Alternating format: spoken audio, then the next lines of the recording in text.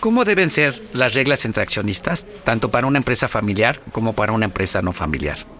Este es un tema muy importante para la continuidad y la armonía de la empresa.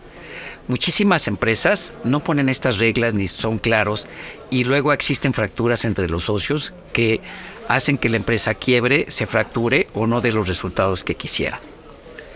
Estas reglas se deben de formalizar en un documento y este documento usualmente se llama protocolo de accionistas o carta magna o simplemente reglas entre accionistas. Los temas importantes que debe llevar un protocolo de accionistas o carta magna son, primero, reglas para toma de decisiones de los accionistas a través de una asamblea de accionistas. En esta se debe definir qué decisiones se deben tomar en algo que se llama la asamblea ordinaria de accionistas y qué temas se deben de revisar en algo que se llama la asamblea extraordinaria de accionistas. Usualmente en las asambleas ordinarias lo que se revisa es la aprobación de los estados financieros, si va a haber alianzas estratégicas, qué decisión se tiene que hacer con el reparto de utilidades. También en las asambleas ordinarias se nominan a los consejeros, se definen cómo tiene que ser la remuneración para los consejeros y cada cuándo se deben de rotar los consejeros y si va a haber consejeros independientes. En las asambleas extraordinarias se revisan principalmente y se autorizan temas de dominio. ¿Qué significa? Temas que tienen que ver con las acciones. Es la entrada y salida de los accionistas, la fusión con otras empresas.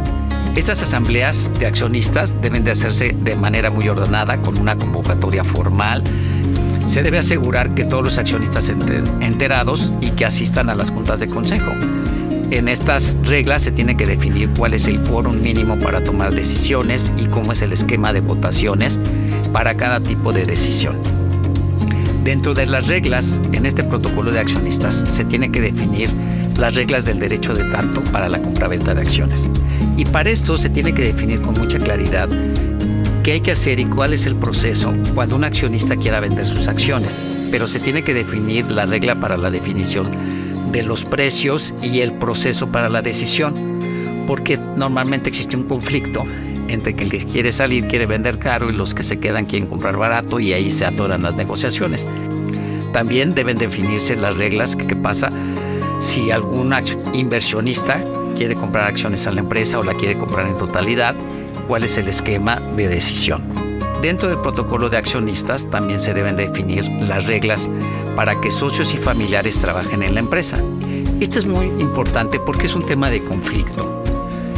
Las empresas no deben ser una fuente de empleo para los socios y los familiares. Eso pasa con mucha frecuencia y lo único que ocasiona son problemas y que la empresa no funcione de manera exitosa.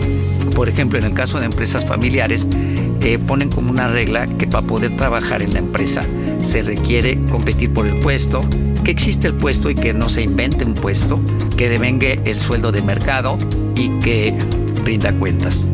En muchos de los casos también se pone como regla que hayan trabajado en otras empresas, de preferencia más grandes y más corporativas, para que cuando regresen a la empresa o se incorporen a la empresa traigan mejores prácticas corporativas.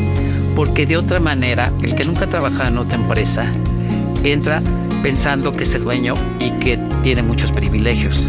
Cuando si trabajan en otra empresa aprenden pues que existen reglas y cuál es el sentido de estas mismas. También tienen que definir si van a trabajar los cónyuges o no, que ese es un tema muy central de conflicto en las empresas familiares. También hay que definir cómo deben de ser las herencias, cómo se debe de heredar las acciones, porque muchas veces pasa que al fallecimiento de uno de los accionistas entran accionistas que no saben de la empresa y vienen a poner un verdadero desorden. En este protocolo de accionistas también se definen las reglas del consejo. En estas reglas del consejo se define con mucha claridad cómo se debe de elegir al presidente del consejo, cuáles son sus roles y responsabilidades, que normalmente no es el que toma la última decisión, sino es el que dirige las juntas de consejo y que establece cómo hay que tomar decisiones, define las fechas de las juntas y es un moderador de la junta. También se definen las funciones, roles y responsabilidades del secretario del consejo, que tiene que ver con mandar la convocatoria, definir que se cumple el quórum, hacer el acta de consejo con la minuta de lo que se acordó. y es quien le va a dar seguimiento a que se cumpla lo que ahí se acuerda. También dentro de las reglas del Consejo de Administración se debe definir qué invitados pueden asistir a la Junta de Consejo, cuáles son los reportes que se quieren revisar en la Junta de Consejo, los cuales tienen que ser muy ejecutivos, ni tan concretos, ni con tanto detalle. Tienen que tener suficientes comparativos y estadísticas para que facilite la toma de decisiones. Y por supuesto, muy importante de estas juntas de Consejo de Administración es que se le dé seguimiento a los acuerdos. Y bueno, algo que es muy importante es que se puedan apoyar con asesores externos que les ayuden a implementar con éxito estas juntas de Consejo de Administración, que estoy seguro que serán de gran utilidad para tu empresa.